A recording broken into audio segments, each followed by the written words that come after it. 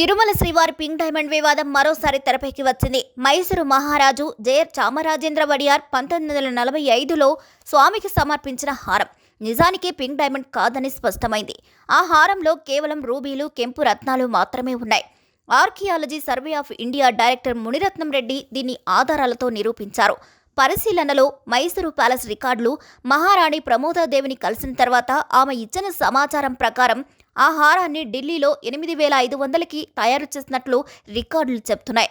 కానీ ఆ హారంలో ఎక్కడా పింక్ డైమండ్ లాంటి విలువైన రత్నం ఉందని చూపించలేదు. ఇక 2018లో అప్పటి తిరుమల ప్రధాన అర్చకుడు రమణ దీక్షితులు సంచలన ఆరోపణలు చేశారు. ఆయన ఆరోపణల ప్రకారం స్వామి హారంలో కోట్ల విలువైన పింక్ డైమండ్ ఉండేది. అది మాయమై జెనీవాలో అమ్మారంట. ఈ ఆరోపణలు వార్తల్లో పెద్ద దుమారం రేపాయి. కానీ ఏఎస్ఐ లోతుగా పరిశీలించిన తర్వాత హారం నిజంగా కెంపు రత్నాలతో మాత్రమే నిండి ఉందని, పింక్ డైమండ్ అనే అంశం ఒక కల్పిత కథ మాత్రమేనని తేలింది. దీని గురించి మునిరత్నం రెడ్డి మాట్లాడుతూ, స్వామివారి ఆభరణాల విషయంలో అబద్ధాలు చెప్పకూడదు. రాజకీయాల కోసం తప్పుడు ప్రచారం చేస్తే ఫలితాన్ని చెల్లించాలి. మా పరిశోధన ప్రకారం మైసూరు మహారాజు సమర్పించిన హారంలో డైమండ్ లేదు, కేవలం కెంపురాయి మాత్రమే ఉంది. ఇప్పుడు ఈ హారం టీటీడీ ఉత్సవాల్లో ఉత్సవ ముహూర్తాలకు అలంకరణగా ఉపయోగపడుతుంది. 2001లో గరుడ సేవలో భక్తులు విసిరిన నాణాల కారణంగా హారంలోని కొన్ని కెంపు రత్నాలు పగిలిపోయాయి. ఈ విషయాన్ని తిరువాభరణం రిజిస్టర్లో కూడా నమోదు చేశారు. రమణ దీక్షితుల ఆరోపణల కారణంగా భక్తులు అయోమయానికి గురయ్యారు.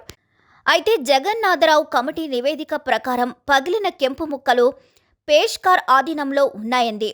ఆ కెంపు విలువ 50 రూపాయలుగా రికార్డులో ఉందని పేర్కొంది. కాగా రమణ దీక్షితులు అప్పటి ఎంపీ విజయసాయిరెడ్డిపై టీటీడీ 200 కోట్ల పరువు నష్టం దావా వేసింది. భక్తుల మనోభావాలు దెబ్బతీయడం, టీటీడీ ప్రతిష్టను దిగదార్చేలా వ్యాఖ్యలు చేయడంతో ఈ చర్య తీసుకుంది. అప్పటి ఈవో అనిల్ కుమార్ సింగిల్ ఆధ్వర్యంలో అధికారులు కోర్టుకు 2 కోట్ల ఫీజు కూడా చెల్లించారు. అయితే వైఎస్ఆర్సీపీ ప్రభుత్వం అధికారంలోకి వచ్చాక ఆ కేసును ఉపసంహరించుకుంది. అయితే ఇప్పుడు ఆర్కియాలజీ ఆఫ్ ఇండియా ఇటీవల కేవలం దీనిపై క్లారిటీ ఇచ్చింది. అది హారం కానీ అందులో కెంపులు, రత్నాలు మాత్రమే ఉన్నాయని ఏఎస్ఐ డైరెక్టర్ పేర్కొన్నారు. అంతేకాని అది పింక్ డైమండ్ కాదని, పింక్ డైమండ్ శ్రీవారి ఆభరణాల జాబితాలో లేదని ఏఎస్ఐ స్పష్టం చేసింది. దీంతో ఇన్నాళ్ల పాటు మిస్టరీగా ఉన్న పింక్ డైమండ్ వ్యవహారంపై ఒక క్లారిటీ అనేది వచ్చింది.